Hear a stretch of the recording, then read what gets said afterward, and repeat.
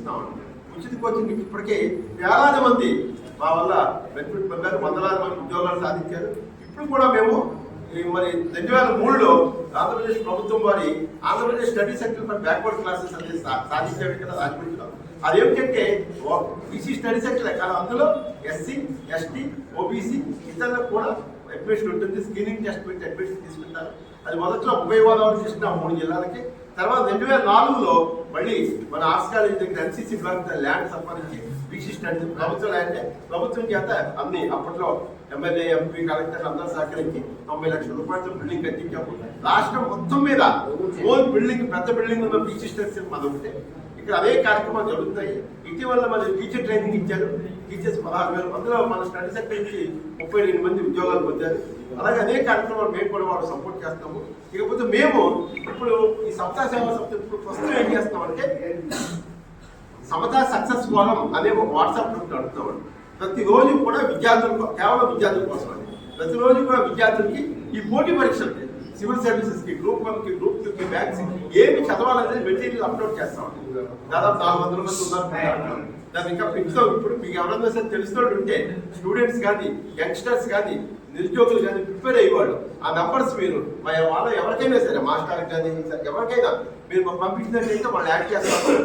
తర్వాత మేము ఇప్పుడు ప్రధానంగా ప్రభుత్వ పాఠశాల ఏమంటే విద్య ప్రైవేట్ పరం అయిపోయాక పేద వర్గాల ప్రజలు చాలా ఇబ్బందులు ఎదుర్కొంటున్నారు మధ్యతరగతి వాళ్ళు.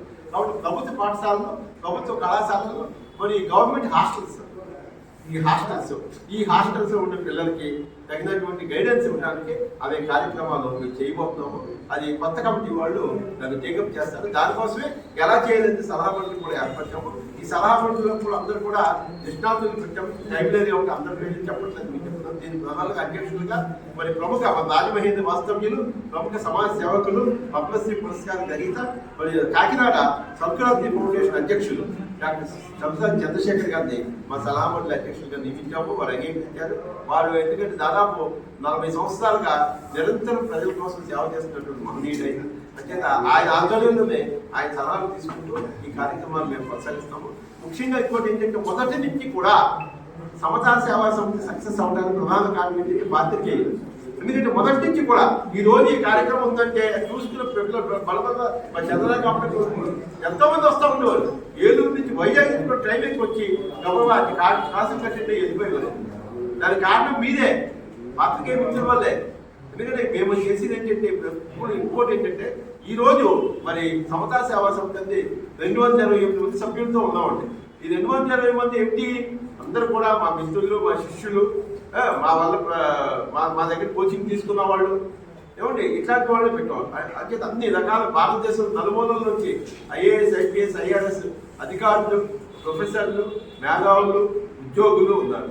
తర్వాత ఇంకొక రూల్ పెట్టుకున్నామండి, ఎవరైనా ఏదైనా రాజకీయ పార్టీలో సభ్యుడిగా ఉంటే సమతా సేవా సంస్థ సభ్యుడిగా ఉండడానికి అనర్హుడని పెట్టాము.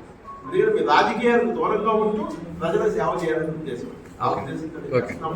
దీనికి మీరు అందరూ కూడా మమ్మల్ని సహకరించాలి. తర్వాత మేము చేపట్టబోయే కార్యక్రమాలు కూడా ఎప్పటికప్పుడు మీకు ప్రశ్నలు తెలియజేస్తాము. మీరు ఎక్కువగా పిల్లలు, విద్యార్థులు వచ్చేలా చేయండి.